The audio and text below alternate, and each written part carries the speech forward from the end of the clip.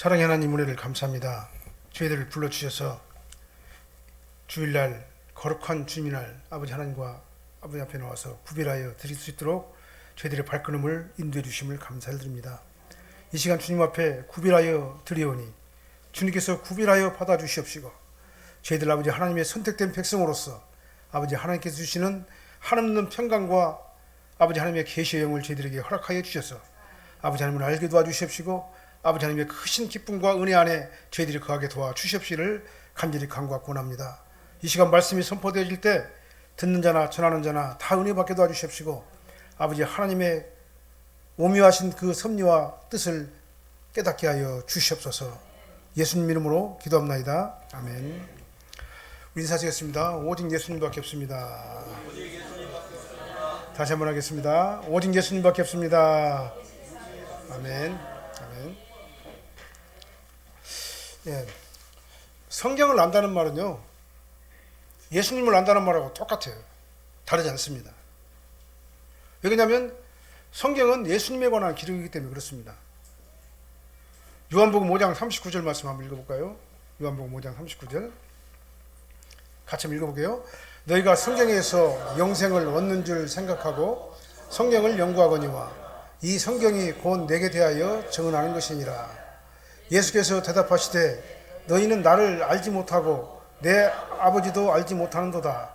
나를 알았더라면 내 아버지도 알았으리라. 예수님을 알면 하나님을 아는 거예요. 근데 유대인들은 예수님을 몰라봤어요. 그들이 하나님을 잘 믿는 하나님의 백성이라고 하면서도 바리새인들이 그랬다 그 말이죠. 그래서 예수님께서 말씀하셨어요. 너희는 나를 보면 하나님을 알아야 되는데 왜 나를 보고도 하나님을 모르느냐. 너희 눈이 가려졌기 때문에 모른다 그 말이죠. 예. 우리가 영생을 얻는 방법은 예수님밖에 없는 거예요. 예. 그래서 성경에서 영생을 얻는 줄로 바리새인들이 계속 연구를 했지만은 진짜 영생이 뭔가를 다 깨닫지 못했다는 얘기죠. 그러나 영생은 예수 그리스도 안에만 있는 거예요. 예수 그리스도를 통하지 않냐고는 영생의 길이 없기 때문에 그렇습니다. 예수님께서는 이 바리새인들을 향해 가지고 단호하게 말씀하셨어요. 너희는 하나님을 모르는 사람들이야. 하나님을 안다는 것은 바로 나를 아는 것인데 나를 알지도 못하면서 하나님을 안다고 말하지 말라. 예수님께서 그들에게 대놓고 얘기를 한 거예요. 근데 그들이 이해를 못하죠. 왜냐? 영적인 눈이 가려졌기 때문에 그래요. 성경 66권은요 예수 그리스도에 대한 말씀이에요. 구약은 오실 예수님에 대한 기록이고 신약은 이미 오신 예수님, 그 다음에 앞으로 다시 오실 예수님에 대한 기록이 바로 신약 성경이에요. 그래서 성경 전체는 다 예수님에 대한 기록인 거예요. 그런데도 당시 그 바리새인들을 유대인들은 어떻게 했냐면은 율법의 행위에 매달려 가지고 예수님을 배척하고 예수님을 죽음 가운데 내모는 그러한 사탄의 앞잡이 노릇을 했다 그 말이에요. 성경을 잘 안다고 하는 그 유대인들이 성경을 인위적으로 자의적으로 해석을 해가지고 성경의 주제가 되시고 주인이 되시고 성경의 어떤 그 주인공이 되시는 그 예수님을 반대하고 배척한 그런 참 웃지 못할 그런 상황들이 일어나게 된 거예요. 이렇게 성경을 하나님께서 말씀하시고자 하는 의도대로 해석하지 않고 자의적으로 해석하고 인본주의적으로 해석하고 다른 철학을 집어넣어가지고 성경을 해석하고 다른 어떤 그 신비주의적인 어떤 사상, 기복주의적인 사상을 집어넣어가지고 성경을 대입해가지고 해석하려고 하면은 그 성경은 예수님이 안 나와요. 예수님이 안 나와요. 성경은 반드시 성경으로만 해석을 해야 되는 거예요. 그래서 성경의 원래 의미, 하나님께서 하시고자 하는 그 의도를 제대로 파악해가지고 성경을 해석해야지. 그래야지 거기서 예수님이 나오는 겁니다. 그렇지만 예수님이 안 나와요. 그럼 철학적 어떤 그 다른 인물이 막 나와버려요. 철학적 다른 사상이 막 나오게 되는 거예요. 그렇기 때문에 성경은 반드시 성경으로 해석을 해야 된다라는 것을 말씀을 드립니다. 제가 설교 시간에 계속해서 반복적으로 드릴 말씀이에요. 유대 종교 지도자들은요, 율법을 그러니까 인본주의적으로 해석을 한 겁니다. 자의적으로 해석을 한 거예요. 그래서 율법 정신에 대한 진정한 의미를 깨닫지 못한 겁니다. 그래서 율법의 주인이시고 안식일의 주인이시고 주인이신 예수 그리스도의 가르침에 대해 가지고 이해도 할 수 없었고 용납도 할 수가 없었다 그 말이죠. 오늘 본문의 말씀 보면요, 예수님께서 제자들이 안식일에 밀 이삭을 베어 먹었잖아요. 오늘 본문 말씀이 그거죠. 그 다음에 또 그 다음 나오는 거 뭐냐면은 안식일에 손마른 병을 갖다 손마른 자를 갖다 고쳤단 말이죠. 이 계속 이어가지고 나오는 거죠. 근데 바리새인 유대인들은 어떻게 했냐면은 안식일 논쟁을 벌였어요. 왜 안식일 날에 그런 일을 하느냐 이게요. 율법을 어긴 것이다는 얘기죠. 그래서 유대 종교주자들은 이 안식일 논쟁을 통해 가지고 예수님을 정죄하고 예수님을 박해하고 예수님을 어떤 그 책을 잡아가지고 예수님을 끌어내리려고 시도를 했던 거다 그 말이죠. 그러나 예수님께서는 어떻게 했습니까? 이 안식일 논쟁을 통해 가지고 어떻게 했습니까? 그들의 잘못된 성경 해석, 그들의 형식주의적인 어떤 오류 이런 걸 갖다가 지적하신 것이 바로 오늘 본문 말씀이 되겠습니다. 물론 안식일의 주인이라는 말은 오늘 본문의 주제예요. 안식일의 주인은 예수님이십니다. 그러나 여기 가만히 들여다보면요, 왜 그런 일들이 나타나게 됐냐면은 그들이 성경을 잘못 해석했기 때문에 나타난 결과라고 이렇게 말씀을 드릴 수가 있는 거예요. 오늘 본 말씀은 안식일의 주인이신 예수님께서 안식일에 대한 올바른 정신이 무엇인가 이걸 가르쳐 주시면서 그들의 잘못된 성경 해석관을 지적하신 거예요. 오늘 본문 말씀 중심으로 바른 성경관이라고 저는 그래서 제목을 붙였습니다. 바른 성경관. 이 제목으로 말씀을 선포하겠습니다. 여러분들 저나 이 말씀을 듣는 우리 모두에게 다 하나님 은혜가 넘쳐나시기를 예수님으로 축원합니다. 처음으로 보면은요, 자의적인 성경 해석으로 예수님을 공격을 했어요. 바리새인들이요. 1절 2절 말씀 한번 읽어볼까요? 그때 예수께서 안식일에 밀밭 사이로 가실새 제자들이 시장하여 이삭을 잘라 먹으니 바리새인들이 보고 예수께 말하되 보시오 당신의 제자들이 안식일에 하지 못할 일을 하나이다. 안식일에 제자들이 밀밭 사이로 지나갔는데 배가 많이 고팠어요. 그래서 이삭을 잘라 먹었습니다. 당시 이스라엘에서는요, 우리나라도 옛날에는 그랬잖아요. 어떤 밭에 가가지고 배가 고파가지고 좀 이삭 좀 따먹고 그러면 누가 말 안 하잖아요. 지금이야 이제 절도죄지만은 우리 어렸을 때만 하더라도 그냥 가가지고 따서 먹고 막 그랬단 말이에요. 당시 이스라엘도 마찬가지예요. 허기를 채우려고 남의 밭에 들어가가지고 소량의 곡식을 가지고 허기를 채우는 일은요, 절도죄에 해당하지 않았어요. 그래서 제자들이 지나가면서 벼이삭을 갖다 자연스럽게 이렇게 잘라서 먹은 거예요. 그런데 문제는 뭐냐면 그날이 안식일이었어요. 그래서 바리새인들이 예수님을 공격을 했습니다. 왜? 예수님의 제자들은 안식일에 해서는 안 되는 노동을 하느냐 이게요. 먹기 위해서 벼이삭을 잘라가지고 이게 비벼가지고 먹은 거 비빈 행위가 바로 노동이다 이게요. 그게 바로 추수행위다 그 말입니다. 그래서 안식일에 먹기 위해 가지고 밀이삭을 비벼가지고 후 부른 것이 그게 뭐냐면은 안식일에 금지하는 그 노동행위를 하고 추수행위를 하고 탈공행위를 했다라고 그렇게 주장을 한 거예요. 그러면서 예수님을 공격을 한 겁니다. 예수님의 제자들은 왜 그 모양입니까? 왜 안식일에 하면 안 되는 그런 노동을 하고 있습니까? 라고 그렇게 예수님한테 반격을 한 거예요. 왜 예수님의 제자들은 율법을 어기냐는 얘기죠.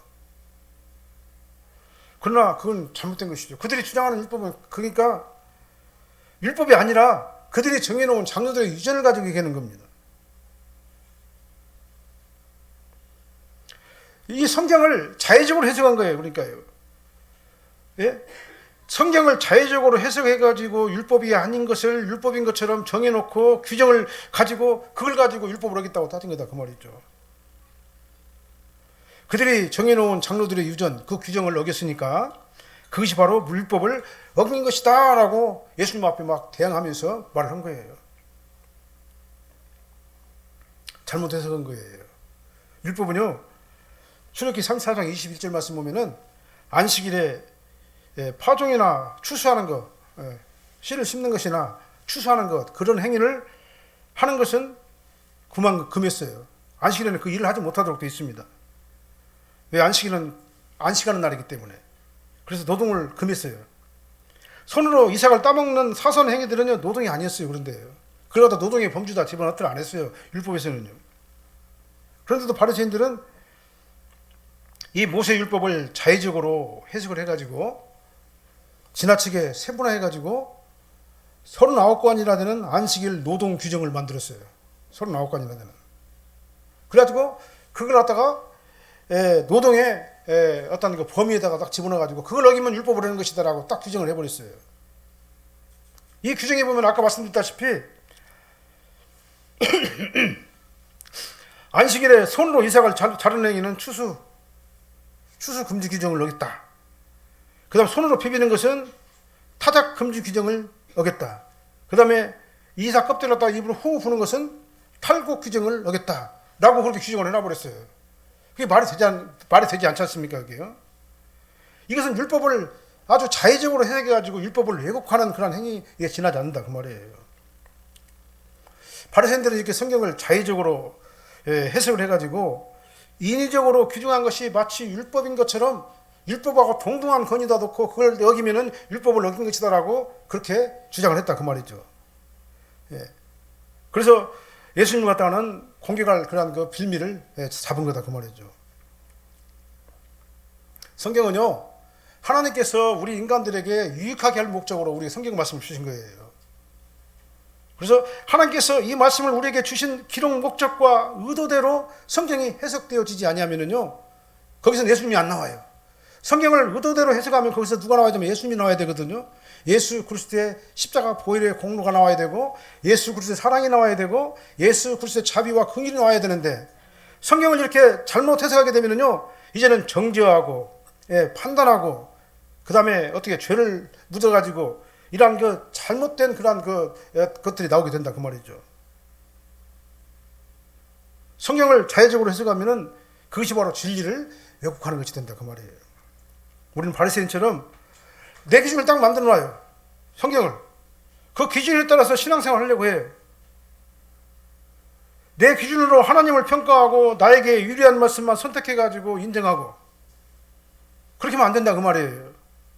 성경에서 복된 말씀이나 위로받을 수 있는 그런 말씀을 보게 되면은 막 은혜가 된다고 하고 거기다 막 밑줄 그어놓고 막 그 말씀만 막 계속 하고 막 그래요.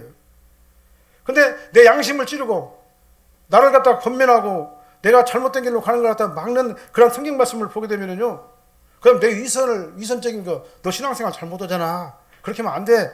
이 위선을 책망하는 이런 말씀을 보게 되면은 그냥 외면해버려. 저는 나하고 상관없는 거다. 마치 바리새인들이 고르반법이 그거 같은 것인데요. 이 고르반법에 대해서 한번 생각을 한번 해보게요. 마가복음 7장 10절로 13절 말씀 한번 읽어보게요. 마가복음 7장 적지만 좀 읽어보게요. 천천히요. 모세는 내 부모를 공경하라 하고 또 아버지나 어머니를 모욕하는 자는 죽임을 당하리라 할거늘 너희는 이르되 사람이 아버지에게나 어머니에게 말하기를 내가 드리어 유익하게 할 것이 고르반 곧 하나님께 드림이 되었다 하기만 하면 그만이라 하고 자기 아버지나 어머니에게 다시 아무것도 하여 드리기를 허락하지 아니하여 너희가 전한 전통으로 하나님의 말씀을 폐하며 또 이 같은 일을 많이 행하느니라. 이 고르반법이 대표적인 거예요. 그러니까요. 성경은 뭐라고 말했습니까? 내 부모를 공경하라고 말씀하고 있잖아요. 성경은 우리 부모를 공경하는 것이 성경 말씀이잖아요. 근데 이 고르반법은 뭐냐면요, 아니야, 나는 이거 내가 가지고 있는 모든 걸 하나님께 다 드림받았으니까 드림받았으니까 부모를 공경하지 못한다라고 선언해버리더라도 그게 죄가 되지 않는 거예요. 하나님이 우선이고 부모가 그 다음이다 그 말이죠. 근데 성경은 뭐라고 말씀하십니까? 성경은 내 부모를 공경하라. 가장 첫 번째 나오는 계명이에요. 하나님과 인간과 인간 사이의 계명에서 가장 첫 번째 계명이 뭐냐면 내 부모를 공경하라예요. 근데 유대인들은 장로들의 유전을 가지고 성경을 왜곡해가지고 삐뚤어가지고 해석을 해가지고 하나님이 더 먼저니까 하나님 앞에 드려버리면 내가 부모를 공경하지 않더라도 그건 죄가 되지 않는다. 그게 바로 고르반이에요. 이렇게 잘못된 성경 해석을 해가지고 자기들이 하나님 앞에 또 드리지도 않으면서 진짜 드렸다면 또 몰라요. 또 드리지도 않으면서 하나님께 드릴 거니까 나 이걸로 부모 공경 못 얻었다 그렇게 말해버리면 하나님께 안 드리고도 어떻게 되죠? 부모를 공경하지 않아도 자기들이 정해놓은 규정에 어긋나지 않는다 그 말이죠. 그러니까 이 성경 말씀마다 교묘하게 빠져나가는 그러한 일들을 또 했다 그 말이죠. 이 바리새인들처럼 이 자의적이고 인위적이고 위선적인 성경 해석은요, 이 고르반 신앙과 다를 것이 하나도 없는 거예요. 예수님께서는 이렇게 위선적인 이 바리새인들을 향해 가지고 너희의 전한 전통으로 하나님의 말씀을 폐하며 또 이 같은 일을 많이 행하느니라 이렇게 바리새인들을 향해 가지고 책망을 했어요. 그래서 그들에게 화 있을 줄이라도 선언한 겁니다. 성경은요 반드시 성경으로 해석을 해야 돼요. 성경을 해석해가지고 쫙 짜면은요 예수님이 나와야 돼요. 예수님의 사랑이 나와야 되고 예수님의 은혜가 나와야 되고 예수 그리스도의 십자가 보혈의 공로가 나와야 돼요. 성경을 꽉 짰는데도 거기서 예수님이 안 나오고 다른 것들이 나오면은요 그건 정상적인 해석이 아닌 거예요. 우리는 이 성경을 자의적으로 해석하고 성경이 아닌 다른 것을 붙여가지고 다른 철학이나 다른 사상이나 어떤 그 기복주의적인 어떤 그 사상을 갖다가는 거기다 접목을 시켜가지고 성경을 해석하게 되면은 잘못된 오류가 넘치는 그런 성경을 해석할 수밖에 없다는 것을 우리는 알아야 된다 그 말입니다. 예. 그래서 성경을 자의적으로 해석하고 성경이 아닌 다른 것을 붙여가지고 그것이 마치 진리인 것처럼 호도하면서 예수님께 대들면서 예수님을 박해했던 공격했던 바리새인들의 잘못된 신앙의 길로 가서는 안 된다 그 말입니다. 때로는 하나님의 말씀이 부담이 될 수도 있습니다. 부담이 되더라도 지키기 어려울 수도 있어요. 지키기 어려울 것 같아도 그러나 말씀 앞에 우리는 겸손하게 순종을 하는 우리가 되어야 될 줄로 믿습니다. 그래서 하나님 보시기 아름다운 믿음의 성도들이 다 되어야 될 줄로 믿습니다. 성경을 절대로 자의적으로 해석하면 안 돼요. 성경은 꽉 짜면 거기서 예수님이 나와야 되고 예수님의 은혜가 나와야 되고 십자가 보혈이 나와야 되고 예수 그리스도의 사랑이 거기서 나와야 돼요. 예. 자, 그 다음에 두 번째로는요 바리새인들의 잘못된 성경 해석을 예수님께서는 지적을 또 하셨습니다. 3절 5절 한번 읽어볼까요? 예수께서 이르시되 다윗이 자기와 그와 함께한 자들이 시장할 때 한 일을 읽지 못하였느냐? 그가 하나님의 전에 들어가서 제사장 외에는 자기나 그 함께한 자들이 먹어서는 안 되는 진설병을 먹지 아니하였느냐? 또 안식일에 제사장들이 성전에서 안식일을 범하여도 죄가 없음을 너희가 율법에서 읽지 못하였느냐? 예수님께서는요 다윗이 자기 수하들하고 막 쫓기고 도망 다니면서 배가 고파가지고는 허기졌어요. 그래가지고 제사장을 만났습니다. 예? 이 예를 들어가지고 이렇게 설명을 해주는 거예요. 예수께서는 율법을 어겼다고 주장한 이 바리새인들의 잘못된 성경 해석을 지적하시는 겁니다. 예, 바리새인들은 자기의 전통과 유전에 금지한 그런 조항들을 만들어 놓고 그것이 율법과 동등한 위치에 올려가지고 그걸로 안 지키면 율법을 어기는 것이다라고 그렇게 잘못 해석을 했지만은 그리고 자기들도 지키지도 못하면서 율법을 잘 지켰다고 자랑하고 그러나 위선을 갖다 떨었잖아요. 그리고 백성들 갖다 어떻게 했습니까? 그 머리에다가 막 불을 올리나 숯불을 올리나 그랬어요. 자기들도 지키지도 못하면서 율법이라고 하는 그 굴리를 갖다가 딱 씌워놨다 그 말이에요. 그래가지고 꼼짝달싹도 못하고 그 사람들 갖다가는 아주 위선자들로 만들어버렸다 그 말이에요. 그냥 율법을 지킬 수 있는 사람은 없거든요 사실은요. 율법 앞에서 자유로울 사람은 한 사람도 없는 거예요. 우리는 연약한 존재들이기 때문에 율법을 앞에서 율법 아래서 우리는 연약할 수밖에 없는 거예요. 그러니까는 사람 갖다 다 위선자로 만들죠. 지키지도 못하면서 나는 잘 지켰다고 거짓말하잖아요. 예? 자기 양심을 속이면서도 나는 양심 속인 적 없다고 또 거짓말하잖아요. 거짓말하면서도 거짓말 안 했다고 또 거짓말 또 하잖아요. 이것이 바로 율법에 매여 있는 그런 사람들의 그런 모습인 거예요. 우리는 율법에 매여 있으면 안 됩니다. 어디에 매여 있어야 됩니까? 예수 그리스도 은혜 안에 들어가야 되는 거예요. 그럼 나의 모든 부족한 것들, 연약한 것들 다 인정하게 되는 겁니다. 인정하면서 어떻게 합니까? 그걸 하나님께서 다 용서해 주시고 도말해 주시고 씻어 주신다 그 말이에요. 유대인들은 자신이 아주 거룩하고 대단한 신앙인 것처럼 드러내놓고 자랑을 해요. 근데 그 자랑은 거짓말이잖아요. 그게 바로 위선인 거예요. 위선이 뭐가 위선이냐? 아닌데 긴 것처럼 하는 위선이에요. 자기는 그냥 더럽고 추하고 냄새나는 것이 가득 차 있으면서 나는 거룩하다. 예. 그렇게 하는 것이 바로 뭐냐면 위선인 거예요. 그래서 그들의 삶은 자유가 없습니다. 덫에 걸려 있어요. 쥐처럼 덫에 걸려가지고 아주 위축된 그런 삶을 갖다가 살 수밖에 없는 거예요. 만약에요, 가정에서 부모가 자식이 잘되게 한다고 아이에게 하지 말라는 규정을 갖다가 한 600개를 만들어가지고 하지 못하게 딱딱 했어 봐봐요. 예? 한 600개 정도 만들어가지고 자식이 너는 이건 안 돼, 이것도 안 돼, 이것도 안 돼, 이것도 안 돼, 이것도 안 돼 해가지고 600가지를 갖다가 만들어가지고 자식을 갖다 통제를 하면 자식이 어떻게 될까요, 그게요? 몰라요. 우리 어렸을 적에는 그게 당연한 줄 알고 그렇게 했기 때문에 그냥 지나갈 수도 있어요. 근데 지금 요즘 아주 자유스러운 지금 현대인 우리 어린애들에게 만약에 600가지나 되는 이런 것을 만들어 놓고 통제를 한다면 그들이 견딜 수가 있을까요? 한번 상상해 보시기 바랍니다. 아마 그 아이는 정상적인 성장을 할 수 없을 거예요.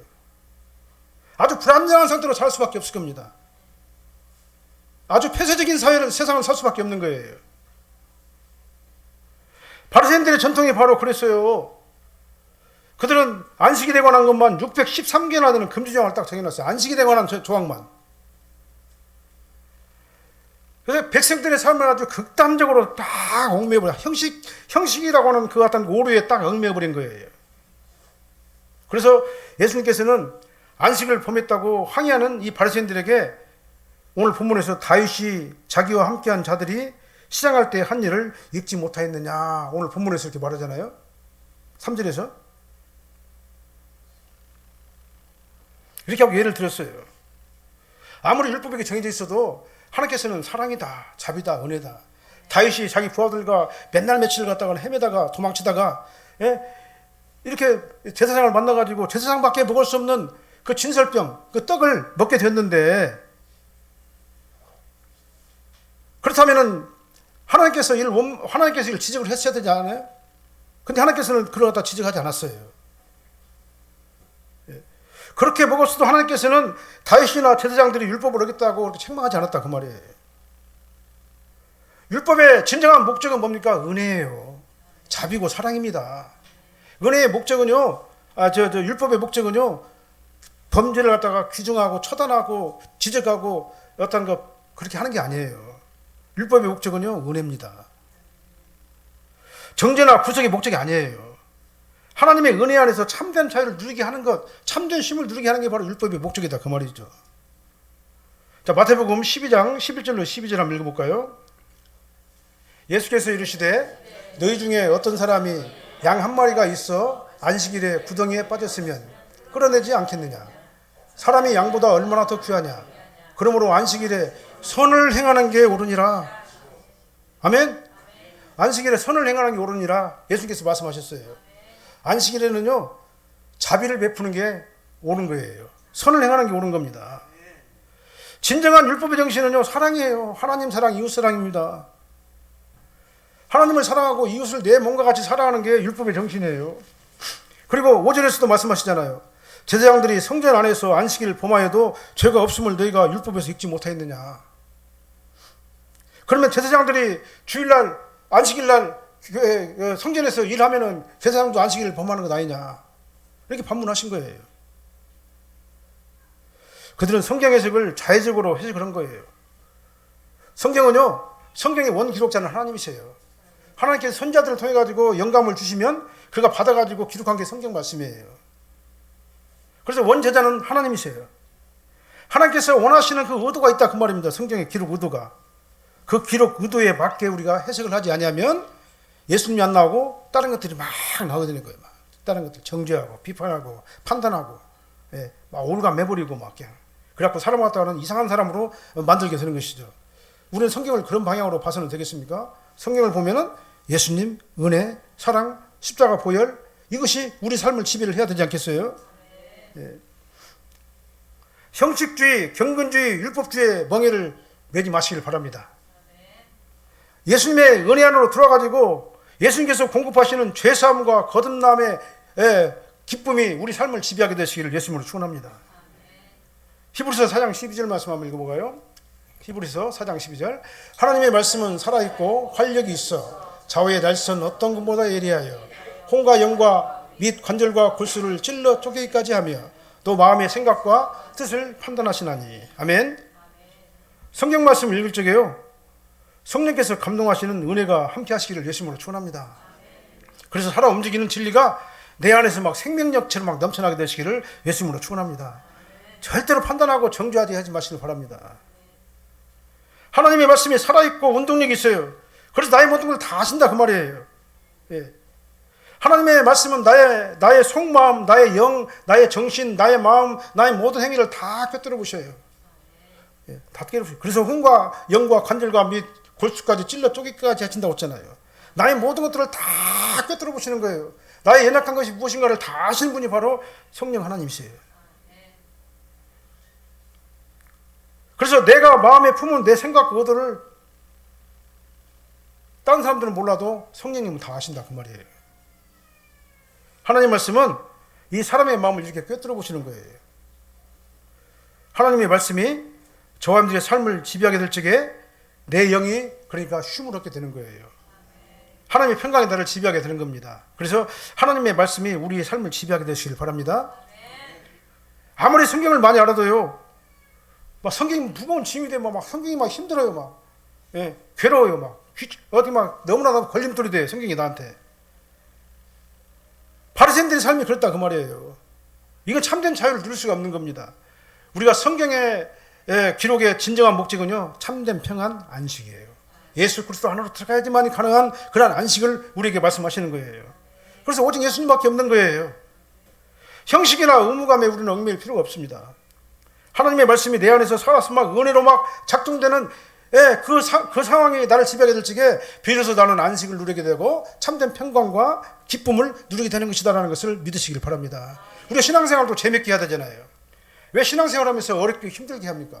그럴 필요가 없죠. 그렇게 하려면 어떻게 되겠어요? 예수의 사랑이 나를 확 지배할 수 있도록 우리는 예수님 안으로 들어가야 돼요. 그것이 바로 세 번째입니다. 오직 예수님 중심 신앙이 바른 신앙생활이에요. 자, 6절로 8절 말씀 한번 읽어보게요. 내가 너에게 이르노니 성전보다 더 큰 이가 여기 있느니라.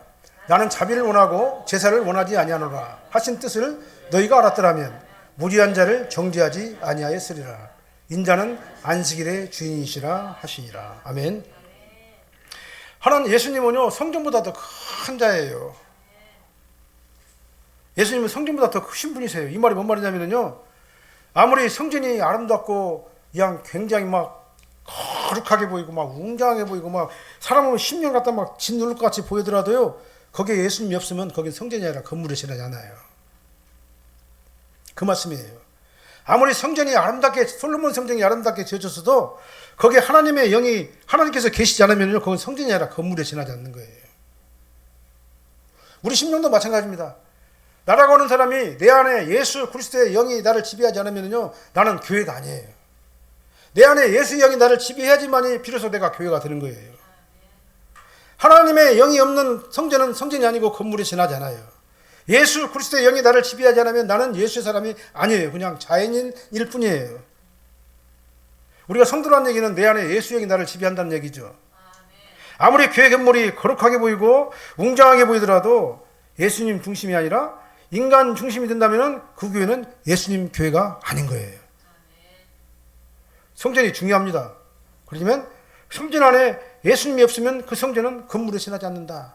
이 사실을 우리는 잘 알아야 됩니다. 우리는요, 교회에서도 마찬가지입니다니까요. 교회에서 건물 중심, 그 다음에 사람 중심의 신앙생활을 해서는 안 돼요. 교회 안에서 누구 중심 신앙생활을 해야 돼요? 예수님 중심 신앙을 해야 돼요. 우리 사랑의 교회에 예수님이 안 계시면요, 우리 사랑의 교회는 그냥 어떤 윤리단체, 도덕단체, 경건단체는 있을 수 있어도 그것이 교회라고 말하지 않아요. 우리 사랑의 교회가 진정한 하나님의 교회가 되려면요, 하나님의 영이 이 안에서 주인이 돼가지고 예수 그리스도가 주인이 돼가지고 이 교회를 갖다가는 이끌어야 되는 거예요. 예수가 없는 교회는 교회가 아니에요. 윤리단체, 도덕단체, 그냥 경건단체에 지나지 않아요.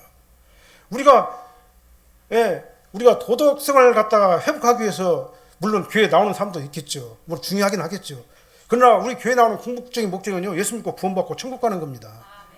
만약에 이것이 없으면 교회 나올 필요가 없어요. 왜 그냥 여기 아니라도 얼마든지 좋은 말 많이 해요. 경건한 말 많이 하고 도덕적인 말 많이 합니다. 그 다음에 선한 일도 많이 하는 거예요. 교회에서만 그런 일을 하는 게 아니에요. 교회 아니라도 다른 곳에서도 얼마든지 아주 좋은 선한 행위라도 많이 해요. 교회의 진정한 목적은 뭡니까? 예수의 영이 나를 지배해가지고 내가 하나님의 교회가 되는 것. 예수의 영이 나를 지배하는 것. 예수님이 주인이 되는 그런 삶을 사는 것. 이게 바로 교회의 목적인 줄로 믿습니다. 성전보다 더 크신 하나님은요, 성전의 머리가 되시는 분이세요. 성전의 몸이세요. 우리는 그의 지체입니다. 자, 요한복음 15장 5절 말씀 한번 읽어보게요. 나는 포도나무요 너희는 가지라. 그가 내 안에 내가 그 안에 가면 사람이 열매를 많이 맺나니 나를 떠나서 너희가 아무것도 할 수 없느니라. 우리는 예수님을 떠나서는요 성도가 아니에요. 그러니까요, 예수님을 떠나는 그 순간 우리는 그냥 자연인에 지나잖아요. 예수님이 나를 지배하고 예수님의 삶이 나를 지배하게 될 적에 비로소 내가 성전이고 교회고 하나님의 백성이 되는 거다, 그 말이에요. 예수님께서 말씀하셨습니다. 나는 포도나무이고 너희는 가지다. 우리의 원줄기는 누구냐? 예수님이세요. 그 다음에 원줄기에서 뻗어나온 가지가 누구냐? 바로 저와 여러분들이에요. 그렇게 하나님의 백성들은요, 하나님을 떠나서는 아무것도 할 수 없는 거예요. 예수님께서 성전의 머리시고 성도는 성전의 지체입니다. 만약에 내 머리가 손에게 말하기를 나의 손아 내가 위장이 막 너무나 아파가지고 소화가 안 돼가지고 복통이 막 심하다. 그러니까 빨리 소화제를 손으로 들고 그걸 따가지고 내 입으로 먹어라. 이렇게 지시를 해요. 내 머리가 배가 아프니까. 그럼 손은 곧바로 소화제를 손으로 들고 손을 잡아가지고 따서 입에다가 넣어가지고 먹어야 돼요. 그게 정상적이 아니겠습니까? 머리가 하는 지시를 갖다가 따라야 되잖아요. 이게 정상적인 사람이죠. 그런데 만약에 손이 머리의 지시를 따르지 않아요. 따르지 않고 아무 일도 안 하고 있어요. 또 소화제를 갖다가 따르라고 했는데 독한 식초를 갖다가 딱 따가지고는 먹였어요. 그럼 어떻게 되겠어요? 그 사람 위장은 아주 굉장히 큰 고장이 나타나게 되겠죠. 굉장히 심각한 상태까지 이르게 되겠죠. 이런 사람은 정상적인 사람이 아니에요. 그러니까요, 머리가 지시하면 손은 어떻게 되죠? 그 지시대로 따라야지 정상적인 거예요. 교회도 마찬가지입니다. 교회도요. 교회가 머리 대신은 예수님의 지시를 따르지 않고 다른 지시를 다른 철학의 지시를 막 따라가요. 그 다음에 기복신앙의 지시를 따라가고 신비주의의 막 지시를 따라가요. 그래서 예수님께서 원하시는 그 일을 하지 않냐고 다른 철학이 원하는 일을 갖다가 막 거기다 적용시켜가지고 막 하려고 그래요. 다른 지시를 따라간다면요, 그건 정상적인 교회가 정상적인 사람이 될 수가 없는 거예요. 교회는 반드시 예수님 중심 신앙. 아멘. 예수님께서 원하시는 지시, 그 지시대로 우리가 순종하며 따라가는 저와 여러분이 되어야 될 줄로 믿습니다. 교회의 지체가 되시는 하나님의 자녀들, 저와 여러분들도 마찬가지인 겁니다. 오직 예수님 중심으로 하나가 되시기를 바랍니다. 예수님은 안 보이고 교회에서 자꾸 사람이 막 나타나면 안 돼요. 그러니까요. 교회의 모든 일은 예수님의 뜻대로 막 일사불란하게 막 움직이져야 되는데 그것이 바로 건강한 교회가 아니겠습니까? 이 본문 말씀을 보게 되면요, 안식일의 주인이시며 교회의 머리이신 예수님께서 이렇게 말씀하셨잖아요. 7절 말씀에 다시 한번 읽어볼까요? 7절이요. 나는 자비를 원하고 제사를 원하지 아니하노라 하신 뜻을 너희가 알았더라면 무지한 자를 정죄하지 아니하였으리라. 이 말씀이 오늘 말씀의 결론이에요.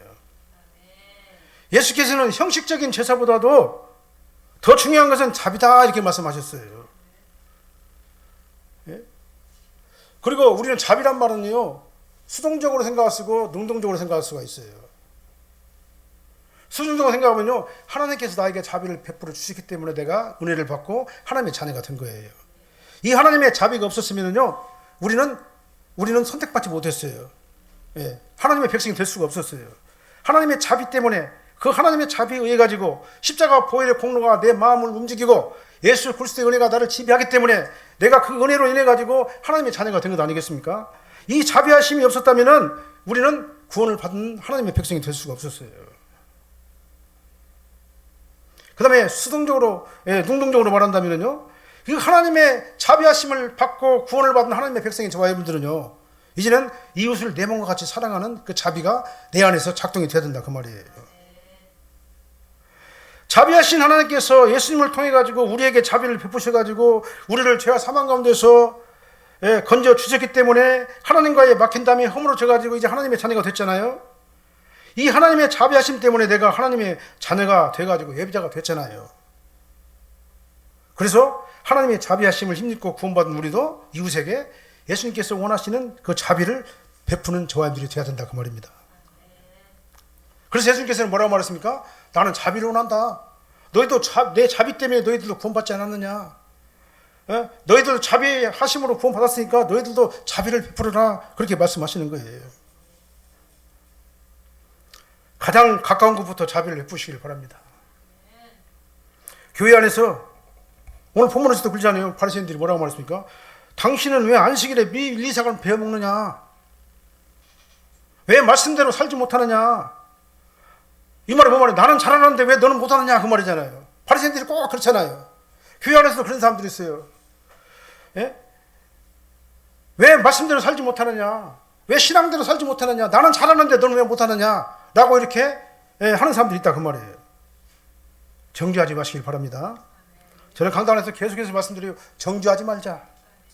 왜 그냥 나라는 사람이 그렇게 대단한 사람이라 내가 구원받았습니까? 하나님의 자비를 힘입었어요? 아니잖아요. 나는 연약하고 부족하고 정말 그런 존재이지만 하나님께 나에게 자비를 베풀어 주시기 때문에 내가 의롭다함을 얻게 됐잖아요. 상대방이 조금 연약하고 미숙하다 할지라도 부족하다 할지라도 그 사람 역시 하나님의 자비 안에서 의롭다함을 얻는 의인이다 그 말이에요. 의인을 갖다 정죄하면 그건 어떻게 되는 거예요? 의인을 정죄하면은 안 되는 거예요. 그래서 하나님께서는 뭐라고 말하냐? 하나님의 자녀들을 갖다 정죄하는 것은 죄를 범하는 것이다 이렇게 말씀하시는 거예요. 하나님께서는요 그렇게 연약한 성도를 할지라도 자비를 베푸신다는 사실을 잊지 마시기를 바랍니다. 그래서 자비의 마음으로 감싸주시고 사랑으로 안아주시기를 바랍니다. 그리고 그걸 갖다 인도하시는 분은 누구냐? 그분을 하나님이세요. 내가 인도하는 게 아니에요. 하나님께서 차근차근 계단별로 그를 갖다가 인도하시고 성숙한 신앙인으로 길로 인도하시는 거예요. 예. 그래서 우리는요 이 자비의 마음으로 감싸주시고 사랑으로 안아주시기를 예수님으로 축원합니다. 너희가 알았더라면 무지한 자를 정죄하지 않았으리라. 이 말이 뭔 말입니까? 우리는 하나님의 의인으로 칭함을 받은 자예요. 내가 의인이 아니라 의인으로 칭함, 인정함을 받은 자들이에요. 그래서 나는 부족하고 연약합니다. 지금 현재도. 그런데도 불구하고 하나님께 너는 의인이야 라고 이렇게 만들어 주셨잖아요. 내가 너희가 알았더라면 무지한 자는 의인이에요. 칭의를 받은 자예요. 무지한 자를 정죄하지 않았으리라. 성령이 저와 여러분들에게 하시는 말씀을 들으시기를 예수님으로 축원합니다. 우리 사랑교회 모든 성도님은요 정말 교회 안에서 하나님께 원하시는 자비가 막 사방으로 막 퍼져나가야 돼요. 그래서 하나님의 사랑으로 하나가 되어야 됩니다. 그리고 거기가 바로 예수님께서 원하시는 참된 교회라는 사실을 믿으시길 바랍니다. 거기가 바로 천국인 거예요. 우리 산악교회 모든 성도님은요 예수님 중심으로 예수님께서 원하시는 자비와 긍휼 사랑으로 하나가 되어가지고 우리 산악교회가 정말 이곳이 바로 에클레시아 코이노니아 막 천국을 이루는 그런 아름다운 교회 공동체가 되게 되시기를 우리 서로 노력하고 힘쓰시기를 예수님으로 축원합니다. 기도하시겠습니다. 사랑하는 하나님 감사합니다. 저희들은 부족합니다. 저희들은 연약합니다. 그러나 그럼에도 불구하고 하나님께서는 나를 의인이라 칭하해 주시고 아버지 하나님의 죄 없다 하심을 진심으로 감사드립니다. 아버지 하나님의 이러한 우리를 하나님의 자비와 사랑 안에서 이렇게 택함을 받고 하나님의 자비를 힘입어 싸우니 이제 우리도 이웃에게 자비를 베풀게 도와주십시고 정죄하지 않게 도와주십시고 율법적으로 판단하지 않게 도와주십시고 전적으로 주님만 의지하고 주님만 따라가고 우리 산악교회가 예수 사랑으로 하나가 되고 뭉쳐지고 예수 그리스도의 은혜 가운데서 하나가 되는 아버님의 거룩한 공동체가 되게 하여 주시옵소서. 예수님 이름으로 축복하며 기도합나이다. 아멘.